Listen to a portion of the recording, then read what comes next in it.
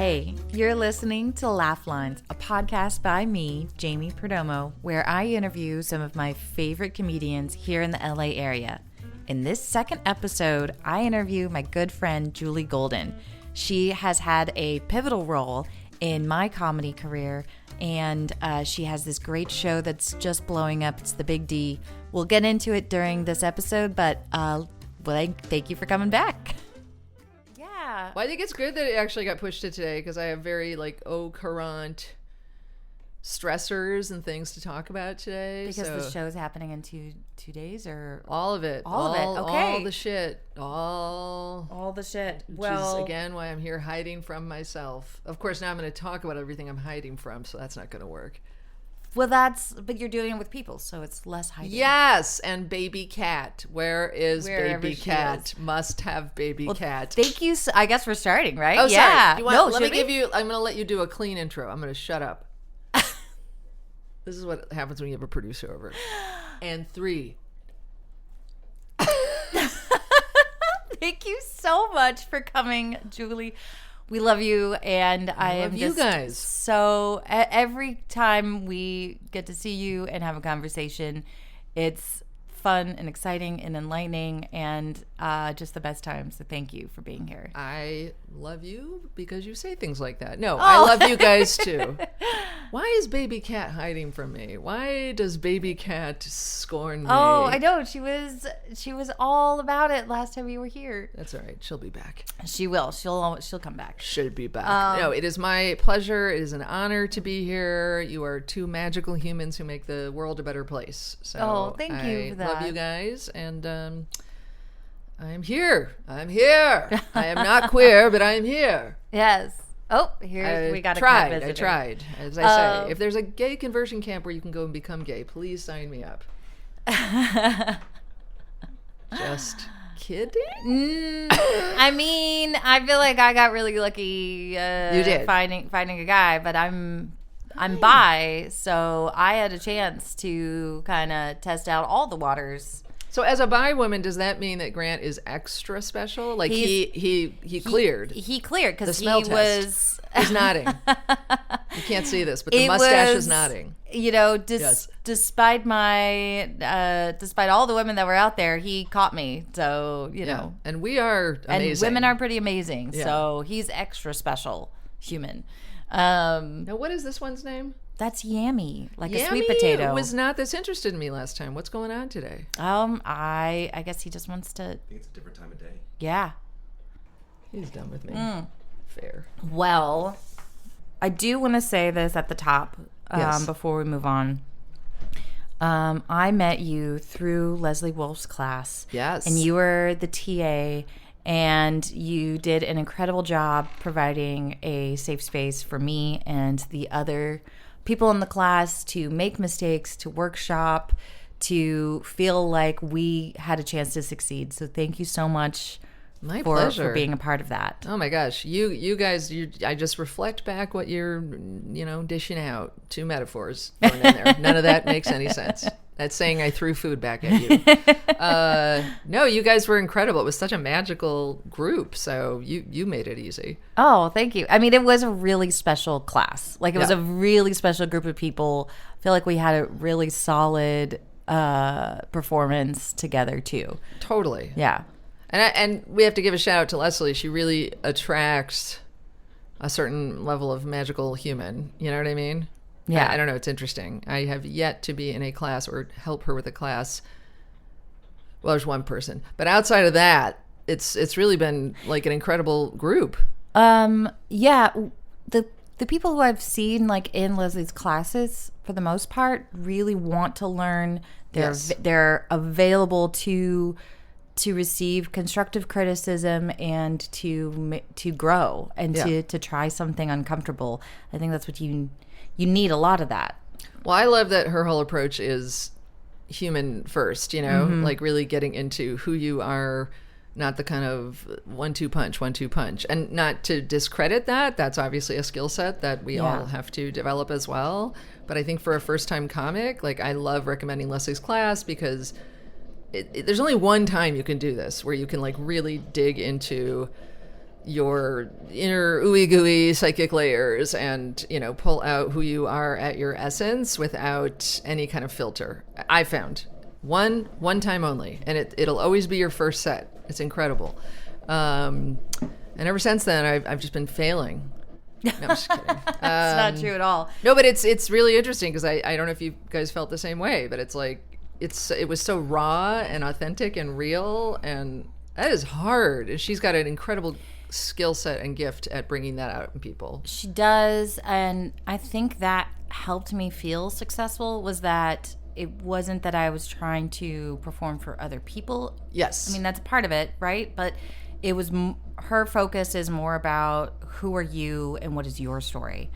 And that's a difficult task to force you to keep refocusing on like who you are and what do you have to say about it, but that's why it works. And that's why, if someone else can do your material, it's not your material. Yeah, and I think that's why pretty much all her shows always work, because everybody's are authentic, original, and authenticity. Nobody has time for bullshit anymore. And she does not blow smoke up your ass. Where did that expression come from? Who's blowing smoke up people's asses? So actually, I know. Amazing. I know. Well, I know people Is it a who kink? used to blow stuff up your ass. Was it a bad medical decision? A bad medical decision. Okay. So I don't know if this is where the expression came from. Yeah. But I know that this used to happen. There was a river in Europe where they thought if you were drowning, the way to revive you was to blow air up your ass. So they had all along the river these little squeezy air blower things, and so if someone was drowning, you drag them out and you take one off the wall and you sodomize them. Yes, and blow air to help drowning folks. Now, blow smoke up someone's ass is lying to them. So I guess the concept behind marrying maybe that's a lie. That's not going to help. That's a lie. It's not going to help. Maybe. Yeah. You might have fun right before you go, but, or you might have some anal fissures. Okay, wait. I'm confused. What river and how do you know this? Oh, I just know a lot of things. You do. Yeah. I do. Yeah. Is this a European river? It is. Yeah. I can't remember if it's in Europeans. Paris or London. Definitely Paris. Yeah. Definitely Paris. I don't think they even talk about butt stuff in London. In London, yeah, you're right. That would. Yeah. Early butt stuff. That's interesting. Early butt stuff. Yeah. That's Welcome what this to this episode, Early Butt Stuff. Early butt stuff. How many episodes could you get out of that? Too many. I don't get the obsession with butt stuff that you young people have today. I'm not sure what's going on there. Are young people? Oh, the cat's on the wheel. Oh, it's because she wants treats. Amazing. That is the greatest. For anybody who can't see this, which would be everybody, there's a wheel. You know how we all feel as comics, we're on a wheel going nowhere? That's what the cat's doing. But she's actually getting treats, so she's she got getting something. Treats for it, and she loves it. So she's not a comic. Well, I guess the treats are the applause. Yeah, they are. Okay, butt stuff. Smoke. Treats. Oh, Leslie is not somebody who would take you out of the river and blow smoke up your ass to save you. She would actually give you real CPR and save you. I think that's where we were getting to. No, she doesn't just. Yeah, she does. Thank you. You got to commit to it. But she will tell you. She's like, I don't know. I think there's something. I don't want to say better inside of you, but she would kind of. I like her notes process as well. She was always honest if she was genuinely into what you were doing or concerned that it was like off brand for you or not authentic for you and not the best version of you to give to the audience. So, yeah. She always had a great way of saying, I know that this bit is interesting or important to you, but it's not going anywhere. Right. Let's try something else. Yeah. Or let's pivot. And you never felt like she was judging you. Yeah. You just felt like she genuinely she genuinely wants you to get to the good stuff. Yeah. And to be successful on stage and to have a good time. Can I ask what your journey with comedy has been? Sure. Well, it's funny because you're going to get real-time updates. My new job is I just reject men professionally for a living. That's what I realized. Amazing. And then I get to see how they respond, and then I realize I was right every time. No, that was a very nice gentleman I said, "There's no room for you on stage this time, sir, but please come to the show." And he said, "Thank you for the invite." Oh my gosh, You know what? Their bar is so low. Gosh, I just like impressed and surprised. As opposed to this other gentleman who earlier today, like, how much can I actually read? He said, same old story, different day. Take care. So he was not, you know what I mean? Yeah. He's upset about things. He's upset and not taking it out on you. Yeah. You know, it's the same kind of energy that I get when I hear a comedian on stage shitting on the crowd or being angry at the crowd for not giving them the reaction they think they deserve. Yeah. And it alienates you from the audience instead of being in a conversation together. Yeah, agreed. But so your journey. My journey. Maybe I do need coffee. No, it's dangerous. If I have another cup of coffee, I will say things I can't take back, which will be good for you and your podcast. Okay, my journey. My journey is, I have been compelled to make people laugh my entire life. Really? Like ever since you were a child? Ever since I was a child. I used to love kids' birthday parties when I was a kid because I was like, I can't wait to get in front of this crowd. And I would work the crowd. And I couldn't wait. It was amazing. And it was for me. I just want to be clear. I was selfish even then. It was, how many laughs can I get out of this room? You know? And I always killed, just to be clear. So I didn't understand that meant I was a comic. I just have always liked making people laugh. I don't know. It's weird. I really wanted to be a filmmaker. So there was no comedy. You know, comedy only got popular recently. So I think to become a comic what do you mean? Well, now it's like everybody wants to be. It's very mainstream. It's like it didn't used to be this hot. Like, oh, that's so funny because as a child, like I loved Kids in the Hall. I loved SNL, but the old stuff, like I was watching 70s and 80s SNL when I was a kid. I would watch Mad TV. I would watch just anything comedy, and even my parents' old VHS tapes of comedians. And I was such a shy kid, but I still like dreamed of being on a sketch comedy show. Interesting. Yeah. Well, I have no data to back up anything I'm about to say, so I'm great. About to sound like a New Yorker maybe article I was that a strange. Maybe you were an outlier. I was you're an outlier. Also like 50 years younger than me. So, but no, it was more of a fringe thing. I mean, back in like the 80s or 90s. I mean, obviously Seinfeld, big comics, but that was back in the day when like you became a comic, you got a TV show. Like there was a more viable path. It was not as crowded. You know, you could just be funny. There were no bringer shows. Oh. Yeah, imagine a day.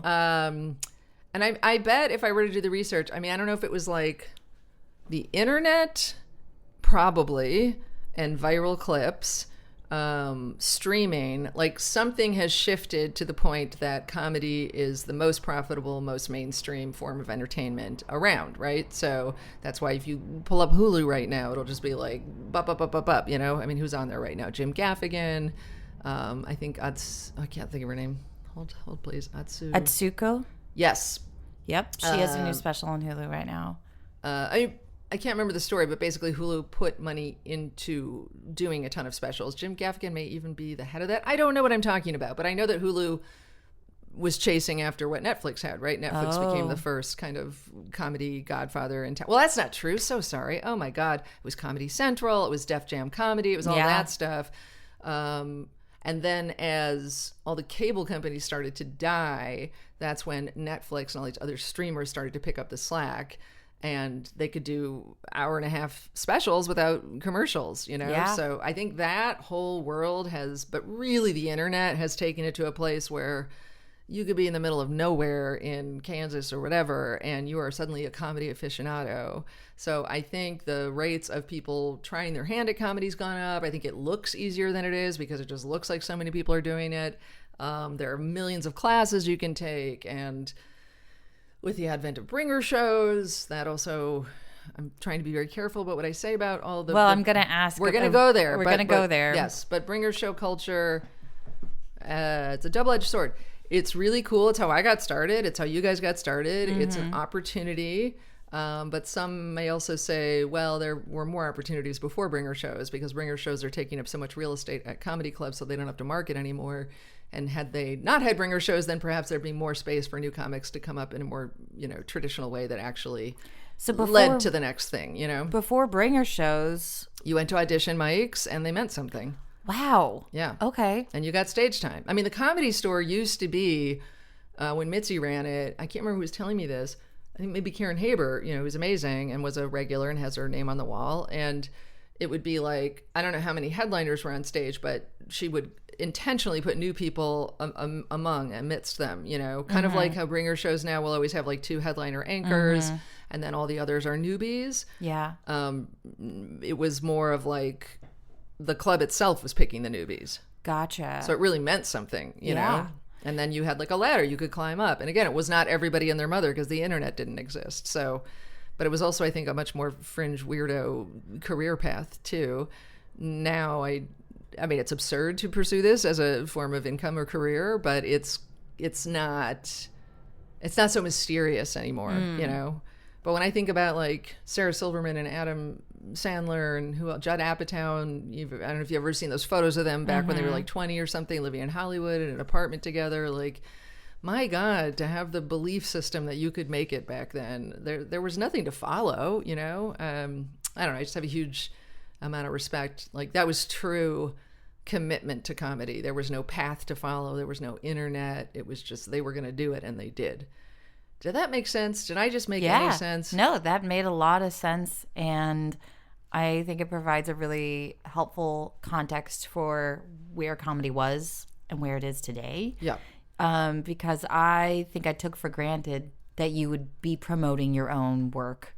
And it's only because of the internet that there's now this bringer culture and this like self-promotion where suddenly not just comedians, but also like we have to know marketing, we have to know editing, we have to know production. Like, yeah, that's why I'm here hiding from myself because it never ends.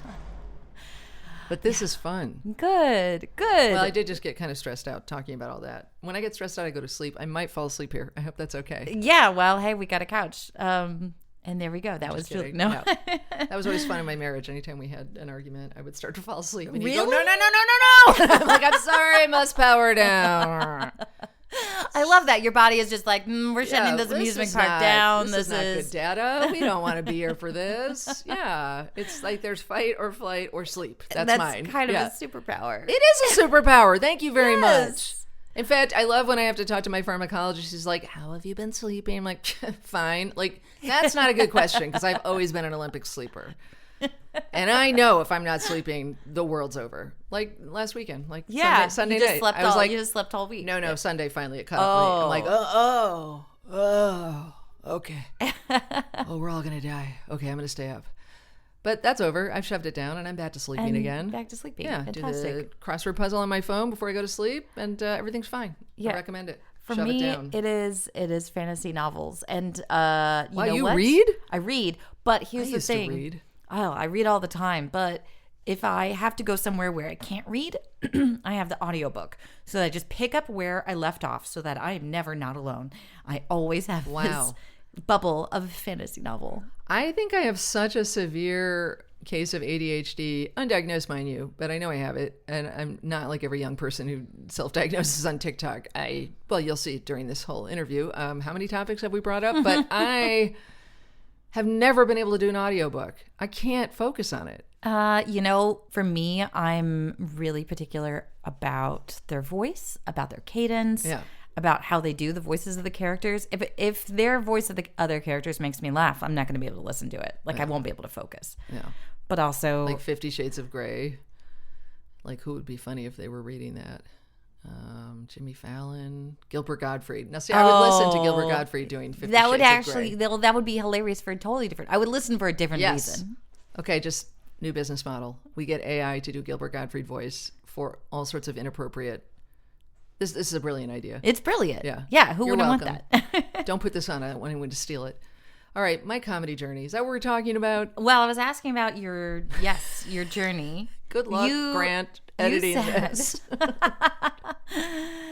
What was I going to say? Oh, yeah. Well, you Okay, you said you didn't know that you necessarily wanted to be a comedian or that you were going to be one. Yeah. But you picked up little crumbs along the way. I actually always looked at comics, thought that looks really fun. I don't have the brain for it. It looked too mathy for me. Oh. Jokes are math, right? Yeah.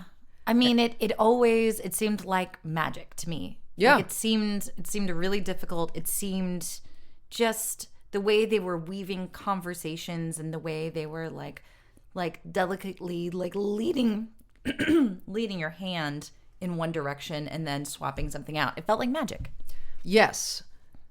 It wasn't until I started to see the more storytelling comics that I was like, oh, that's more me. Okay. But I'll just get to the real meat of the nut. You thought maybe you wanted to make film. Well, I thought I wanted, and then I got, we're not going to get into it. I became a very fancy film executive in the pre-Me Too movement. That was fun. I had all sorts of fun things said to me, like, I'm going to chop your head off and fuck your dead corpse. That was a good one. Or, you think that's funny, you stupid bitch. So those were my 20s. That was a good time. Anyway, then I finally got out, and I became a screenwriter, and I loved that. And even then, it's so interesting. I remember there's such a thing about being like a half-hour comedy writer as opposed to a 1 hour. And I felt very confident. Like, dramas are easy to write. I'm sorry. Not to arc out and necessarily create The Wire. I'm not, but I mean, it's magic. Comedy is magic. Comedy is like you're a god, that you are controlling the laugh faucet, you know? And so there's this very like, I don't know, the half-hour comedy world is like, it really intimidated me. And I still don't think that's my power. Like I'll watch Brooklyn Nine-Nine and I'm like, this is some of the best writing that's ever existed. It's just like dismount land. Michael Schur is just like insanely genius, you know? So I think I just kept telling myself this story, like, well, you're funny, but you're not a funny writer. Like you're a funny person, but you're not. And so you mostly wrote for drama, or I did. I wrote dramedies. I wrote I wrote romantic comedies. I wrote 1 hour, dramedies. So there were always like funny-ish moments in there, but they weren't comedies. They weren't half hour, like set up punch, And then the inciting incident for me to really become a comic, I'll just get right to it. Yeah, let's hear it. I mean, I had seen friends over the years actually doing Leslie's class and somebody else, and I'd go and watch them, and I'm like, oh, I want to do that, you know? And then I had a kid, and I don't know, years went by, and my ex-husband was pursuing comedy, so that was his thing, and I don't know, it's just weird how time starts to fly once you have a kid, and then I got separated, and then divorced, and still wasn't like a compulsion, which is how I feel comedy really is. It wasn't until, so my mom got very sick. She had cancer, and she died about 1.5 years ago, almost 2 years ago. I don't know. I'm really bad with time. And we had a very complicated relationship, like so many comics do with their parents.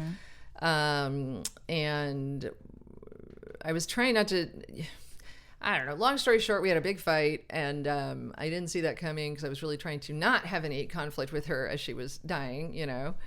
Well, I don't want you to, just because we talked about it before, I don't want you to be afraid to talk about it a little bit more if you want. Yeah. Well, it's like impossible not to because it's literally what happened. Yeah. So my mom and I had a huge fight. She was dying from cancer.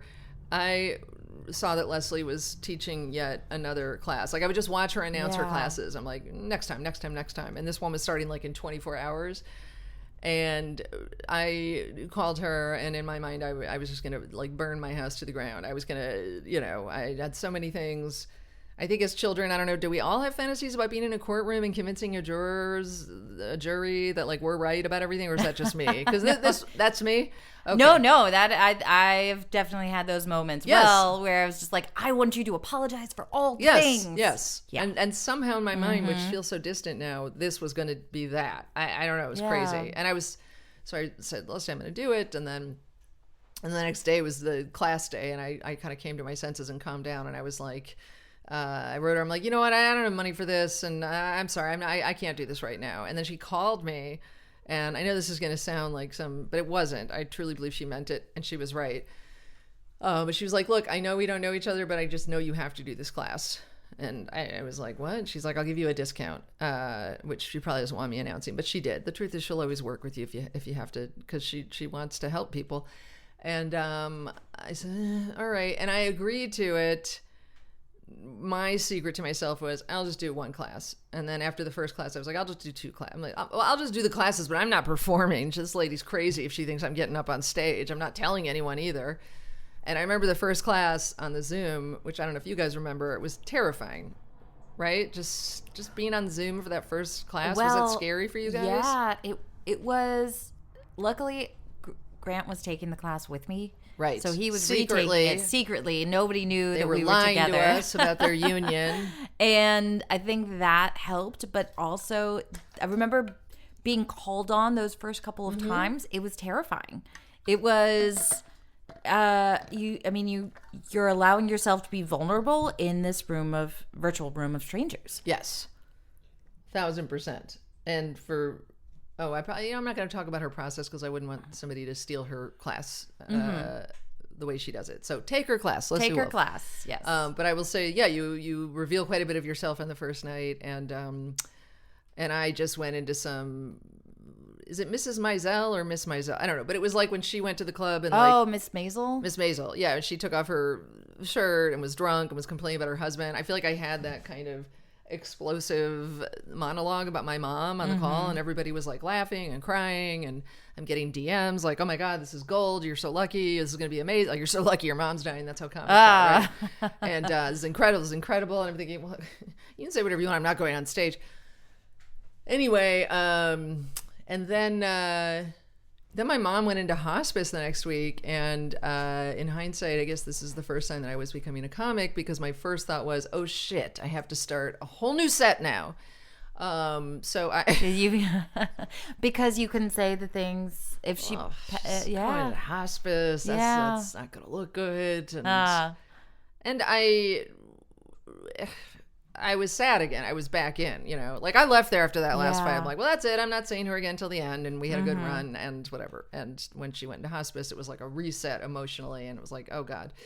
So I went out there, and what I found is, and of course, for anybody who doesn't know about hospice, just kidding. It's never really hospice. It's like maybe hospice. No, it's not hospice. So it was really the beginning of a very long end. What do you mean? Like, whether or not she would hospice is stay not like there? in a movie where you like go into a room and die. Like it's a speculation and a theory and a potential promise to stop treating your disease. That's really all it is. And that could be a year. That could be a week. And I can't remember. Basically, I mean, she still had cancer. It wasn't a misdiagnosis, but it was not as imminent as she thought. Like there was something. But nonetheless, so she I went was out in and out of hospice. Exactly, which is very common. And so, but I was able to. I think because I had this I had my jury night with everybody on that call. Yeah. And everybody was like Team Julie, and so I kind of got that out of my system. And I felt good about myself, and it was very funny. Like I know I'm funny. It's never been like I'm not fun. Like it is I'm so desperately needing of people to like me that I know I'm funny, because I know if you don't laugh, it means you don't like me. So I need you to like me or I die. You know what I mean? So this is like oxygen to me. So I can sense if you're not finding me funny. That's my proof that I know I'm funny. Okay. Anyway, did that make sense? So, okay. You said that you don't need us to laugh, but it sounds like you do. No, I do. You do. You do definitely. Oh, okay. Oh, I will stop breathing. I will die. You will die if yes. we don't. If we Your don't laugh, because if we laughter don't is laugh, that my means oxygen. We don't like you. But yeah, it's a good thing we love you. Sure, but I've worked very hard at that. You have no idea. This is all very carefully curated. This hand gesture, this moment, all of this. Oh, this is like the flip of your hair. Yes. It's all to get you to love me. But that's why we're all doing this. That's really the sad truth. We're trying to fill our soul holes with validation from a room full of strangers. Anyway, so I got that one night. And so I just put this together. That was my jury night. And so I was able to go out there and kind of be emotionally available and present for my mom, because I suddenly had this secret group of people cheering for me. Mm-hmm. And I just didn't feel so alone, and I felt safer to be with her. And so it allowed me to really be with her as she in her final months. And also I got some weird thrill, pleasure out of her not knowing that I was doing comedy. It was very weird. It was like this like secret fight club I was in. It was very empowering. Well, you were doing it for yourself and not for Yes. her. And you weren't That's trying what to it prove is. yourself to her, prove your worth to her. Yes. It was for you. Yep, you're right. That's God, I'm gonna start crying again, but I just had Botox. That's not gonna happen. But oh God. I have to see if this is a bachelor saying he's not Okay. coming. Oh no, he signed the release. Oh, Okay. wonderful. Good. Yes. Anyway, never know with these men. Well, since these messages are coming up, I kind of do want you to talk about the I Big will. D. Yes. Well, okay. And So tell us about. Yes. Well, I don't want to interrupt your story about your I'll give you the button. Here, let me Yes. button up that story. Here we go. So I was prepping for that show, as you know, you have 4 weeks, and I'm like, but I'm not doing it. And then as it got closer, I'm like, oh, I think I'm doing this. Oh, fuck, and then I don't know about you guys, but I will never forget the level of fear that the day of show. I mean, you're gonna die, right? You're preparing for death. Yeah, my whole body was sweating, and I remember just feeling this dread. Total dread. Well, you're gonna die. Yeah, you're going to die. Yeah. And everyone's going to see it. Yeah. And you just kind of got to do it. Yeah, time to die. Time to die. Yeah, that'll be the name of my autobiography. And it is a death. It's a death of your ego, right? Mm-hmm. And a rebirth. Oh my God, I'm going to vomit at that. Okay, anyway, so I go and Leslie, I'm there early. And she's like, you're going to be amazing. You're going to be working all the time. This is crazy. You should have been, I'm like, And then she said, trust me, you're going to be so addicted. And literally the moment my foot hit the stage, it was like electricity shot through my body. And I was scared, but I felt so alive and so in focus and so in control of laughter. And it was incredible. I mean, it's like you're just so in the flow, And now granted, it's the hottest room you'll ever perform in, a performance showcase. They're your friends. They're cheering for you. But it's still real. Mm-hmm. In fact, you will never be that real again. Or maybe you will. I don't know. I'm thinking about this now. I feel like you start real, then it starts to get artificial as you start to get more into the writing process and you get less scared, and then maybe you end up real again. I don't know. I'm not real again yet. I mean, occasionally I'm real, but it's harder to touch because I'm not scared anymore. Yeah. I mean, I think it's a different level of real. You just kind of need to embrace how vulnerable you are that very first time. And it feels electric, and you feel alive. And it is, I mean, that's cheesy, but it is a rebirth. It is. It's joy. It is Yeah. pure joy. Forget about getting dunked in the river. And what is that? A baptism. It is a human baptism without having the smoke blown up your ass. Or getting wet. Or getting wet. All of that. Yes. Well, and I haven't stopped since. She was right. You I was like, oh haven't my stopped. God, when can I go again? Yeah, two things. Like, I want to ask what your advice for people who are considering comedy is. Yes. And I also want to add that in my experience, a part of me felt like I was blacking out. Like, I was on the stage and then I was off the disassociate? stage. Yeah. Like, it just happened so quickly. Like, it was on stage and then the light was flashing and it was time for me to go. And it was like, I wanted more. But were you in your body? Were you able Yeah. to? Okay, so you didn't disassociate. No. So you didn't black out. No, but I guess it felt like time happened differently. Interesting. Well, the reason I asked that is, okay, well, Do some people? no, but time did, because I remember I ran the light at the beginning of, Yeah. I was like into 11 minutes and Leslie's was like doing this and I'm just like, Waving her I don't- hands. yeah, and it was crazy. It was crazy how fast. It was Yeah. supposed to be a 5-minute set, by the way. Yeah. So yes, time moves differently on stage for sure at first. And then you Yeah. get the more you do it, you become very much in touch with time, I think. Oh, okay. So I never run the light now. I mean, if I do, I'm being naughty. I know Yeah. I'm doing it, but And you're intentionally, but I don't being do a that. I don't troublemaker. even do that anymore. Like I've Yeah. learned this great thing, which just some advice, just always have a landing pad at the ready at the house, So when I see the light go on, I'm like, all right, I got to get ready to dismount. So if I'm telling a thematic, like if I'm doing mom-son jokes, I'm like, okay, well, I know the one I'll end on. That's always gets a good laugh, So, and it's quick. So I know I can just get that out. So I think that's the thing that happens the more you do it. You just start to learn, you have these little pieces in your pocket that structurally you're not stuck on stage. You just know, okay, and boom, Does that make sense? Yeah. Okay. Yeah, that does. And Like for me, it's always bury the body or, sorry, that makes no sense. Bare the Body, is that one of your... Yeah, this one's really quick. Lately I've been really mining.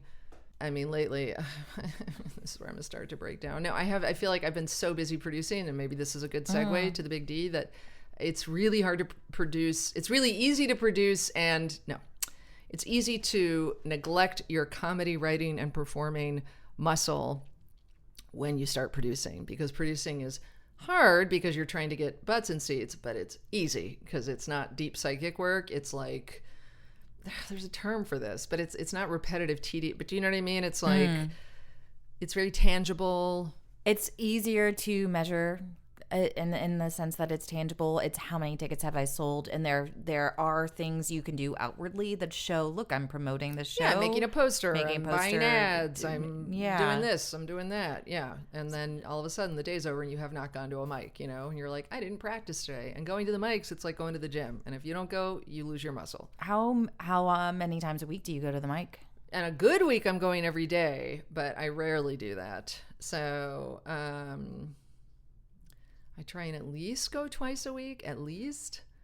Like, there are a couple of mics that are just standing mics. Like, Dana has her mic on Friday, which I told you guys about. So that's kind of a bunch of us who know each other. So at least I know if that's coming up.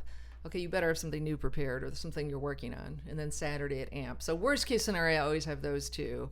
And then they're just the free floating mics like Hollywood Comedy or Fourth Wall or Best Comedy Club Near Me, where you just kind of on the fly try and book them. But I mean, the best thing to do is the beginning of the week, which I never do. Now it's really hard to do because I'm spending so much time getting the Big D ready.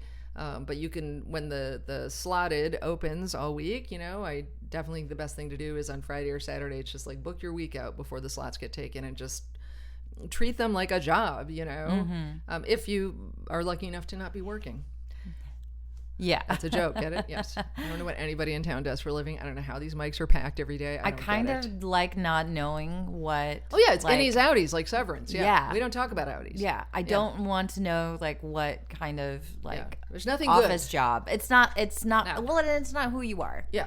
And I think I like stepping away from that. I don't like to ask, what do you do? Yeah. As the first question. And that doesn't tell me anything about who you are as a person. And as far as the comedy community goes, I would much rather just see your set than hear about your day job. And everybody would prefer that. So that's some advice for new comics. Don't ever talk about the outside world.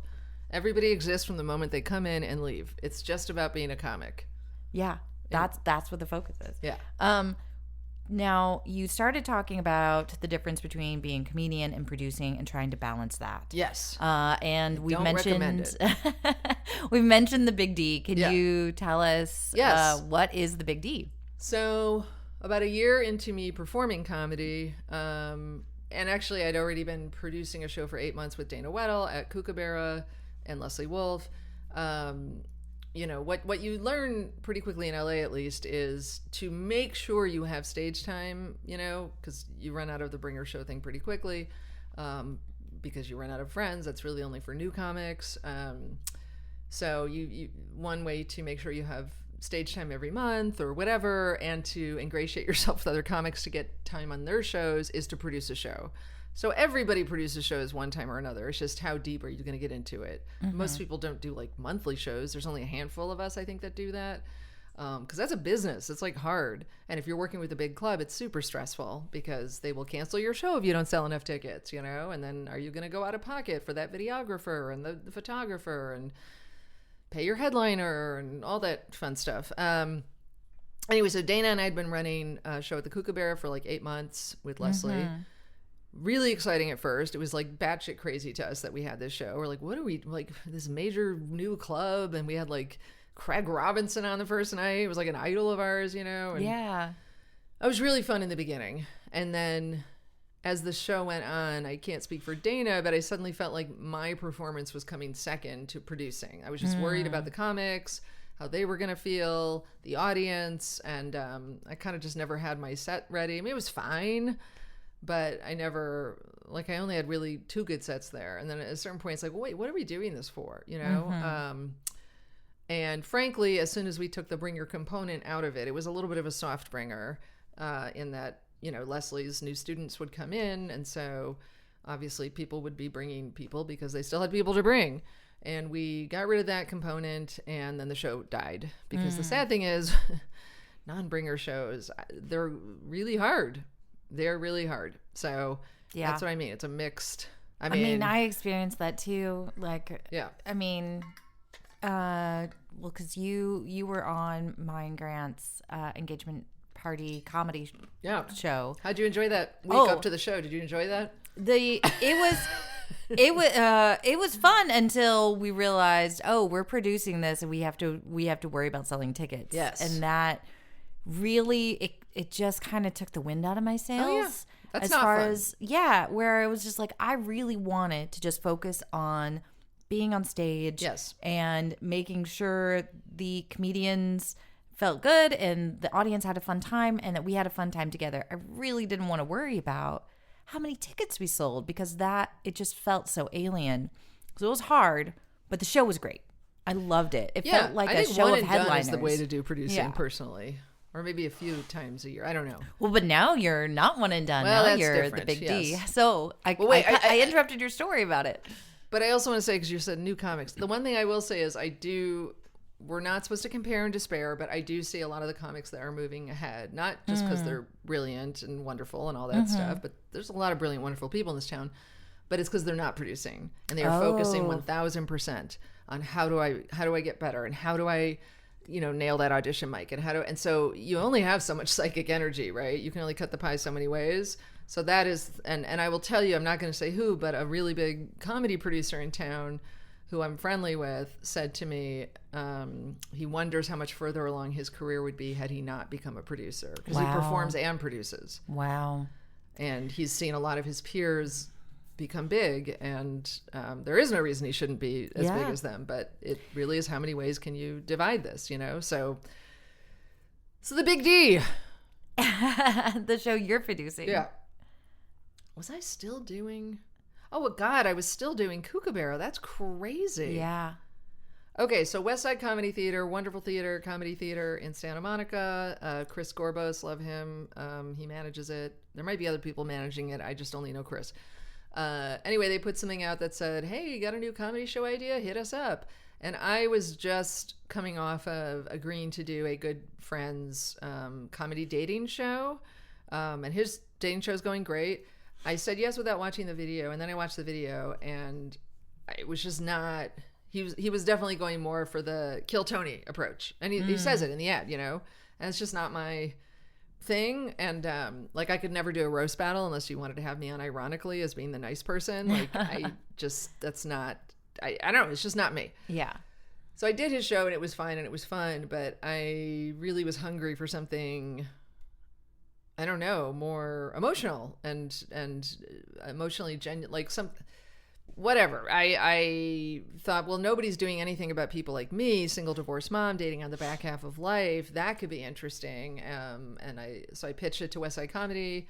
It's like comedy matchmaking show, the big D for single divorced people on the back half of life. He's like, love it. We don't have anything like it. Can you get it on its feet within 4 weeks? And I was like, what? And I did, which is crazy. And I did not know if it would work, and I was super stressed out. And it was, but I got the LA Times to do an article on it, and we sold out. I keep saying we, it's just me. I had a co-host at the time, Torrance Hill, who was hilarious, and but I put the entire show together. I found the Bachelors, the Bachelorettes, the comics, all of that stuff, and yeah, it was a huge success. And I thought I'd only do it once, but then it was such a big success, and people came up to me afterwards, and they were like thanking me because. Sorry, the whole point of this is the Bachelors, Bachelorettes, and the people in the audience are all single and divorced, if I've done the show correctly. So everybody that showed up there was, as I like to say, we were all like on the island of misfit toys, like slightly broken dolls, missing some pretty crucial parts, and I'm on the island too, so it's a very familiar loss and wound being a single divorced person on the back half of life, particularly with kids. And I was right. Everybody wanted that. And so... I've been running it every month. Some shows are better than others in terms of turnout. And then last show we had Kathy Griffin on. I didn't know Kathy. Just another comic friend of mine said, a girlfriend of mine wants to be on the Big D. And I said, sure, of course. And then she said, it's Kathy Griffin. I'm like, what? That's amazing. Way to bury the lead. Yeah. But you, by that point, you went from producing and not hosting to then taking over hosting, right? Yeah, I decided I'll have a huge star on it and I will take over hosting responsibilities. What had happened was the show was going well, but it was always running long and I couldn't figure out where to trim the fat. I mean, I cut one comic because there are comedy sets in it too. Mm-hmm. So I cut one comedy set, but it was still running long. I'm like, what is it? What is it? Because the way it was working before was I would come out, I'd do my set at the top. And if you do produce, make sure you always perform. The day you stop performing and you're just producing, you're not doing comedy anymore. So never give up on your piece of that pie. That's don't do that. If you want to be a comic, you know, but if you just want to be a comedy producer, yay. So yeah, I brought Torrance Hill on, hilarious comic, and I like handed the mic to him after I did. I'm like, and here he is, my Ryan Seacrest, my Terry Crews, my whatever, you know, my brother from another mother, and I handed the mic to him to, you know, be the host basically, and I took my seat with the comics as one of the panelists, and we interview all the participants, and I know everything about them because I recruited them. Anyway, it occurred to me after one show in particular where I just realized, like, I want to say this correctly. I wanted to, so much of what's interesting about the show are the interviews I do with the bachelors and the bachelorettes. I'm basically dating for a month before the show. I'm dating humans just to become friends with them. And we develop these bonds, and I only put them on stage if it's somebody I could have dinner with, you know? So it's quality humans. I don't put freaks on stage, even though that would be an easier show to do. I wouldn't even have to work. It would just be like, oh, just open the floodgates. Sure, sign here, you know? But finding quality humans that I think have overlapping desires and needs and that I would get along with is much more challenging. But I realized so much of that was getting lost on stage because I literally was handing the mic over. And there's just every voice you put on stage, even if Torrance wasn't doing a set, time is so precious. And I realized we just had too many voices on stage. Yeah. So it was a very hard decision to make because I love Torrance and he was hilarious. And also I was like, he's so funny. I'm like, am I going to be funny enough to even take over those duties? But it wasn't why I took them over. I took them over because I wanted to have more discussion with the participants about everything we'd been talking about prior to the show. And also doing your show is what really led to me. Well, it was part of it. If you want to explain, because I've been blabbing. Oh, no. Well, I mean, I brought you here to interview you, so I know, we want to hear you. I'm monologuing. I'm sorry. No, you don't. Please don't apologize for that. No, we had you on our Grant and Mai's engagement party show, and it was a little bit of you interviewing us or you kind of guiding these questions for us. So the whole audience got to put in, write down their own questions for me and Grant. Yeah. And you kind of led the interview with us and would pull out questions to ask us. And Grant and I would answer them on little dry erase boards. It was hilarious. It was so much fun. I love that we included that segment. And yeah, it was just charming. And well, the reason I really enjoyed it too is I added questions that I knew about you guys. Yes, because you knew us well enough. Exactly. Yes, and I was missing that piece in the show. Oh, so doing that show with me and Grant helped you realize it with the Big D. Yes. Great. And some feedback I was getting. But yeah, and so it was really scary with the Kathy Griffin thing, but it was everything. I was correct. The show ran on time for the first time ever. Wow. And I got to really guide the participants and the contestants in a way that felt very fulfilling for me and them. And it was feedback actually I got from one of the comics who came out as a bachelorette prior. She's like, I feel like the comedy should just be the panelist and then you should be the anchor, which made sense because it's like, why am I doing all this work with people and then I hand them off to someone else? Mm-hmm. It's not good for them either. Like I want to receive them and protect them on stage basically. So yeah.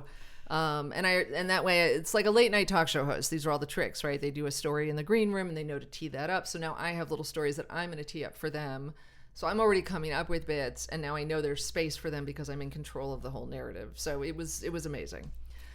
I'm so excited for you. I really, you have a show happening for the Big D here in LA on Saturday. Yeah. I don't know if this episode is going to make it in time. Yeah. But you do have the Big D in Chicago and Dallas coming up? Yep. So I'm taking it on the road. As soon as I saw that it had potential, I thought, well, the only way to know if this is really going to work as a business model, as something that's scalable, is I have to take it on the road. And I was thinking that because there were 2 other dating shows that were quite successful called Updating and Love Isn't Blind.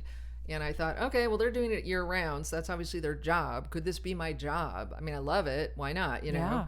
So that was always my goal. So I'm test piloting it in Chicago, where I'm from, which felt safe.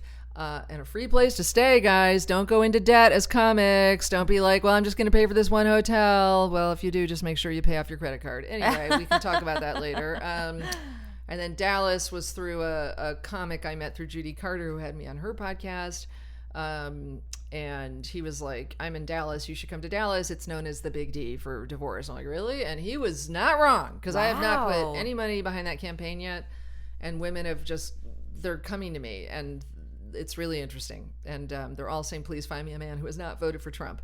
So I'm like June Osborne from Handmaid's Tale. I'm coming in trying to find non-MAGA liberal men for these women who are trapped in Texas. Oh, no. Oh, my gosh. There's one savior, and it's Julie Goldman. Exactly. Comedian yes. from Hollywood. Yeah. So we'll see. I don't know. They said it's hard. I found them, though, so far. Oh, yeah, fantastic. So, yeah. Oh, I wish I could be there to see those shows. Yeah. Except for the guy who just said same day, different. Anyway. Oh. But here's what I'll say, and maybe this will be interesting, because this obviously will not be out before Saturday. No, I'm freaking out a little bit because I have no idea why, and I don't want everyone to think, oh, I'm going to be a producer now. I've sold 9 tickets for Saturday. What? And I have no idea why. Oh, no idea why. This is wild. Okay. Yes. Does that, I felt like that kind of happened on my and Grant show that we produced, where we had low ticket sales until the day before or the day of. Yeah. Does that happen for the Big D? Oh, yeah. Or well, no. Does it happen for other shows? It happens for all shows, but the Big D, because I do it every month, I can kind of see it building, and it's just the number, it's just the worst. You just keep going back on Eventbrite to see how many tickets. I'm like, why is this not moving? And I even wrote Chris, I'm like, is it broken? Or is it going to fix itself? And then it's like, oh, all these people have bought tickets, but I don't think that's true. But there's so this is the other side of it. And it's like, I mean, I said to Chris, do you need to cancel the show? I don't know. We'll see. Okay. So this will be a first. I mean, I was just about to ask, like, as the comedian, the host, and the producer, how are you navigating these waters? Which one? With Chris? With the Comedy like Club? whether or not you need to cancel the show? Well, here's what I'll say about West Side Comedy. They've been an incredible partner. So they have skin in the game. Like they have really rewarded all of my hard work with all what they've seen. They love the show. They support it. They're in it with me, so if we have to cancel it on Saturday, I'm not going to be upset. I'm the one who brought it up. Like, I feel horrible for him. I know it's a business, because there's he has to pay people. Mm-hmm. So, is paying people those extra hours going to be worth it? I don't know. Maybe it is just to keep the Big D going. Maybe it's not. But I will say you can't take it personally when a club cancels a show, because it is business. And it sucks, but I don't know. Can you take it personally? There's one that I did take personally. I don't know. I'm not a club owner, so I don't know. But I try and see it on both sides, because I feel like if you're not careful, you can get very bitter and very angry in this business. And nobody asked any of us to do it. So we have to be very careful for our own sanity and our own inner peace to just do it because we love it. But this is a first, honestly. And it's although in a weird way, I'm like, well, this is precisely why I'm taking it out of town. If you have a monthly show, what's the impetus for anybody to go, right? It's like, I'll see it next month.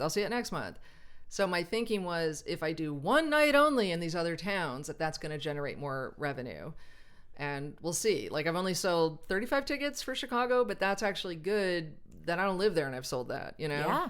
And a huge article about it's coming out in the Tribune on Sunday. It's going to be like in the Sunday paper. And then that's a bummer because it's only a few days before the show, but I'm just going with it. But I'll ask the booker, I'm like, is this because of July 3rd? Now I'm all over the place. Allie Goldberg, who does Love Isn't Blind. hugely successful dating show, a dating show where men can't speak. Oh. Yes. You guys should totally go check it out.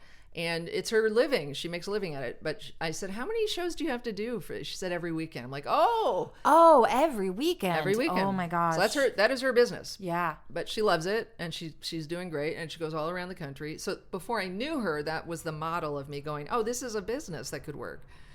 She's been amazing in a town where nobody wants to share secrets or information. They think somehow that's going to hurt them. She's shared everything with me and has been helping me behind the scenes with whatever she knows. Oh, I love that. Yeah. I mean, because I don't know. I don't like the gatekeeping. I really think that we perform better when we help each other. Yeah, and it's not true. Like, it's not like you give something to somebody else and you lose something. Yeah. Like, you're either supposed to make it or you're not. I don't know. It's ridiculous to me. I share everything with everyone. I think it's fun, you know. I'm definitely on a mission to break down as much mystery as possible and to make this as an inclusive an experience for all of us as possible, if you're not an asshole. Yeah, if you're not an asshole. Well, then, I mean, you've already given lots of little pieces of advice in this conversation, but if you had to consolidate it and just say, like, for Grant. Grant, what pickups do you want me to do? Yeah, I will do any pickups you want. He's like, 50 pickups, please. If someone out there, yes, whether they're in LA or somewhere else, is considering, let's just say LA, let's say, because here we are. Yes. If you're interested in comedy, being a comedian, or even just going to comedy shows, like, what would be your advice? Because I could see that there's a lot of shows out there, and it can be pretty overwhelming to know where to even start. I would say only go to my shows. They're the best. That's it. Yeah. All right. Well, let's table what you want if you want to go see comedy. If you want to be a comic, I would first of all say I am still becoming one. So everything with a grain of salt. I mean, I am, but you know what I'm saying. It's hard not to feel like until you're earning a living at it that you are. I'm not a professional comic yet. Let's put it that way. Okay. I mean, that's a big conversation because that's probably a bigger conversation. Because I mean, you could even say that with an artist or like I'm doing art today. You're right. Am I am still a comic. An artist? I do comedy. You are. You do comedy. It's hard. You feel this like imposter syndrome because you're not like only making money from it, or no? It's actually. I don't feel like an imposter. I feel very in focus who I am. I guess what I'm saying is like Pete Birbiglia, is that how you say his name? Or Sarah Silverman. Birbiglia. Yeah. There are people that have podcasts about helping young comics out and telling them things. And I guess what I'm saying is that's a different level of knowledge and wisdom that I don't yet have. So I just always want to be real with people. Gotcha. So this is where I am. And do I think I know a lot? I mean, yeah, because I'm old, so I'm able to, I'm a quick study. So everyone's like, can't believe how far you've come in such a long time. I'm like, when I love something, I go hard and I do the work and I research. Okay, so here's my first bit of information. Do the research. Like, just become obsessed with it, find out everything you can about it. But the real question is, do you start going to open mics? Or do you take a class? If you have the money to take a class, I do recommend a class. And I'm not saying you can't be a comic without them, because Lord knows there were no comedy classes when the greatest comics of all time started. But it's lovely. And you develop friendships like we have. Mm-hmm. And it's just a really safe space to, like Leslie says to you, you will leave here with a 5-minute set. And you do. That's a good thing to have. It's a really great jumping off point, and it really helps build a structure for how to write for yourself and how to get feedback and how to workshop. And friends. Yes, being a part of the community. Because it is a solo sport, but it's not. Mm-hmm. Like for me and my friends, for you guys, for the people I love. Like I could not do this if I didn't have friends in the community. It's way too hard psychically, So I do recommend a class if you've got the money. Just be careful about who you take it from, because everybody says they're a comedy teacher, but I think Leslie is an excellent first stop. But if you are, period. And then the great thing about Leslie's class, what I tell people is it's a 4-week class and you are thrust onto the main stage of Flappers in the end. You don't have time to freak out. It's like someone shoving you out of the plane. And I think that's great, because at a certain point, the only way you really learn to become a comic is with an audience. So the sooner you get on stage, the sooner you start to really become the thing. And Anyway, and then you will jump into Bring Your Culture for a little bit, and that's totally fine. I mean, it's not going away, and it's opportunities, and you just got to get reps. They always talk about reps. You need to get up on stage and perform as often as possible, as the only way to get good, better, know what you're doing. Write every day. I don't do everything I'm saying right now, but I'm just telling you, write every day, perform every day if you can. This is the gold standard, and then whatever you can do. Shoot, I had something else I was going to say. This is what I was going to say. This established comic I met once at a comedy place said, "That's so wild. This is the only job where you have to fail in real time in front of people to get better." And it's true. So I've seen some people who are like, it's not good enough to go up yet. I'm like, it's not. No, that's the thing. You got to get up to find out how to make it good. You cannot make this good on its own. You absolutely have to get up, see, oh, they didn't laugh at that. They laughed at that. Oh, interesting. You cannot get better in a bubble. You absolutely just have to keep going out there and failing. And this idea of like, I met this young comic at a show once. She did well. And I said, good job. She's like, I haven't bombed once yet. So I'm like, then you're really young. Because I don't even like the term bombing. Like, bombing is just information.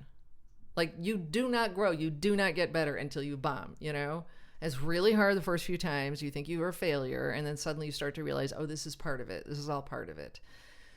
It's something to. I think that a direction or that way of articulating is really helpful. That bombing or it's this failure is not failure. It's information. It's information. It's information. Something you didn't do. You're having a conversation with a room full of people, and it's up to you to get those thoughts across to them. So if they don't like it, you did something, and you just had to figure out what it was and fix it. And sometimes they'll give you false information, and another crowd will like it, and that's where multiple reps come in, right? So interesting, this usually gets a laugh, so I'm not going to throw that out. But it mostly it's just until you say it out loud in front of an audience, it just doesn't work, you know? But audition mics, okay. So audition mics at the big clubs, you know, are just the most painful pressure cooker, like stomach problem inducing things you will ever experience. It's horrible. I don't think they ever get better. Everybody hates them. Is it a necessary part of it? I don't know. I see people getting ahead that way, but I don't think I'm going to get ahead that way. I don't think it's for my demographic. You've done audition yes, mics? Many. Okay. They're terrifying. So the Improv has one on Tuesdays where Rita, the booker, sits there, and it's like everything that Is it just one person usually, or a panel? Oh, it's just Rita. Because I haven't done an audition mic. I've only done okay. Well, let's smaller mics. Yeah. Let's put a pin in that because Sure. this is like Welcome to the Thunderdome. It's really crazy. Oh. It's packed with comics. Oh, it's terrifying. Yeah. You're auditioning in front of all room your full peers, of all your peers. Oh and no! Do they want to see you succeed? I don't know. No, they do. The more you, this is where community comes in handy, right? I went up pretty early at the Improv. I did fine, but I ran the light, and I was whatever. I didn't like it, and I didn't know anyone then. So I know a lot of people in the room now. So they're kind of rooting for me now. Like we root for each other when we know each other. It's a warmer room. Not to say you can't go up until you know people, but I'm just saying it's really important to have friends in a community. But Rita sits there. She has her computer. She apparently takes notes on everybody for years. I have no idea what it says. I hope I have a line in there. I have no idea if she knows I exist. And then Levity, I think that's the company that bought the Improv. Whatever the parent company is, they usually have one or two people with her as well. So everything we love about comedy, right, that we're getting rid of the parent figure, that we're getting rid of the middleman, it's just you and the audience, is gone at the audition mics. It is just right back to, Mom, Dad, please tell me I'm talented. It is horrible button pushing time, you know? I hate it. I hate it. But for me, the Improv became like, well, I just want to get good enough that I make everyone laugh and I haven't like shit myself on stage. Like, I don't like how scared I am. So I did have a couple really good sets, and then at the end she announces, you know, anywhere from 1 to 3 people, they get a showcase spot the next night, and it's just another mic with all your peers at the smaller room.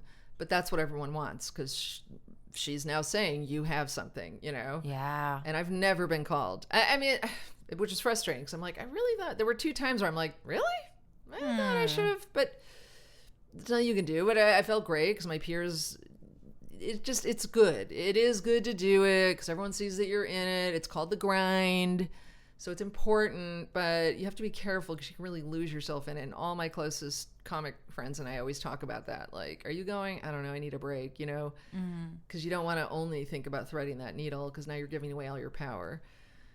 And I think your comedy can start sucking too because they're 3-minute spots. So you're just trying to come up with like the shortest, you know? Oh, that's very different. 3 minutes is so hard. That's so Yes. short. It's very hard. It's very hard. I mean, I feel like I'm only getting started in my story or my, like, what I Yes. want to say. Yes, you have to write. You have to have your. Yeah. It has to be tight. You have to be. It's yeah, and then Monday night is potluck at Comedy Store, and that one's nerve-wracking, but not as much for me because the booker's never there. They say they're there, but they're never there. Although now the other booker who was never there got fired, and now the new booker is there, but. I have a feeling she only likes young people, which is fine. I have to be careful about where I'm putting my time, you know? But again, you go up on the main stage at Comedy Store, it feels good. And they, unlike the Improv, have a real audience. I have no idea why people come to that, but I think it's cheap. So it's actually fun because it's a real audience. But your peers are all still there doing a little, you know. Anyway, that one is you show up. Do you want to hear all this? I don't even know. I mean... I kind of I don't know. I asked what did I ask? Well, I asked what the audition was like.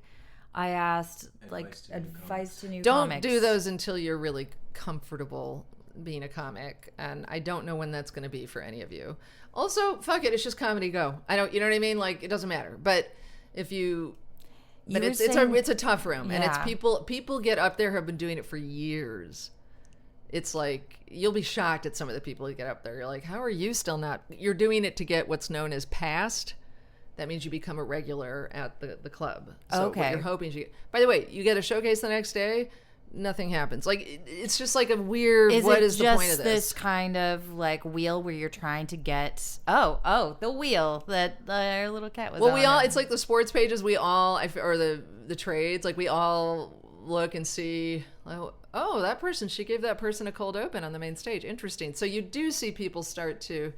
I mean, what do you think is it worth it? Well, I was going to ask, what is success now for a comedian? Because we were talking earlier about how the internet has made it possible for anyone to kind of promote their own shows and their own comedy. Yeah. Like, is that older model, like, is it necessary, or is it like a vestige of an old to promote your own stuff? Well, a lot of very established comics will complain and say right now a lot of people who get stage time are just people that have TikTok followers and they've never done comedy a day in their life, but the clubs don't care because they have followers. So those people haven't developed an act, they're not very good, they really don't have an hour, you know, but they're given an hour. So I don't think anybody knows anything right now. But the internet is a huge piece of it. You're just trying to get enough followers so that you can tour and have a following around the country. For me, success is you can quit your day job. This is your job. That's it. I don't need a Netflix special. I mean, sure, we all have those dreams in our heads, you know, but to be a professional comic would be all of my friends. That's what we want. Like, everyone wants that. And I just don't know how much these audition mics really help with that at this point. Although I do have some good friends who are getting what are known as development spots at the Comedy Store now. So, and then there's the door guy thing. We haven't even talked about that. I mean, I could go on forever. So we can wrap it up if you want. Well, we should have you back because I really want to hear how the show did in Chicago and Dallas. And I'm excited for that next step for producing the Big D. So yeah, me too. I'm gonna be bummed if it doesn't. I mean, I've had so many people tell me, like, Julie, you haven't even had the show going for a year, you have to be patient, and I do, so I'm trying to be. All right, that's a wrap. What? No, let's do one more bump on the where, the when, the how on the Big D. Yeah, Big D. So this Saturday, if you're able to get anything out today, I don't know. It's just going to go to comics. They're not going to come. They're not going to pay. I'm going to promote it. I mean, right. someone will, yeah. So the Big D is happening this Saturday, 5 o'clock, Westside Comedy Theater in Santa Monica. It's an incredible lineup of comics. Chelsea Perry, Matt O'Brien, and Haley Hoffmeister. Like, insane. Like, your stomach will hurt so much. They are so friggin' funny. And then Mary Lynn Ricecub, after Kathy Griffin decided to be a bachelorette, Mary Lynn Ricecub, actress from 24 and It's Always Sunny in Philadelphia, she's going to be a guest celebrity bachelorette. Fantastic. And then there'll still be 2 other bachelorettes and 3 bachelors. It's going to be amazing. So that's this Saturday. And then if you live in Chicago, July 3rd, Zany's Rosemont. And then July 17th, Mic Drop near Dallas in Plano, Texas. So whatever that is. Loghorn, Foghorn. I don't know. Yeah. This ain't Texas. Woo! No, it is Texas. That's where I'm going. So, yeah. Fantastic. Thank you so much for coming on. Thank you for having me. Talking with us, Julie. It's been a delight. Thank you. Yeah. Bonus ending. So we actually interviewed Julie twice. The first time, though, we had technical issues, so we only managed to save this little scrap, and we loved it so much we had to share it. Here it is. Jamie, that's a great question. Let me tell you what I think. I can't take it seriously. Okay, all right. No, here's what I will say. The great thing about comedy is it's a peer-to-peer business model that gets corrected on its own time. The audience will teach the comic all they need to know. Well, thank you everyone for listening in. I hope you had fun and laughed as much as we did. Be sure to check her out at Julie Golden Girl on Instagram and the other social medias. I'll also add some links to her show, The Big D, and a special thank you to our Mustache Man sound guy and video editor, Grant Johnson. Couldn't do this without you. All right, have a good one, guys.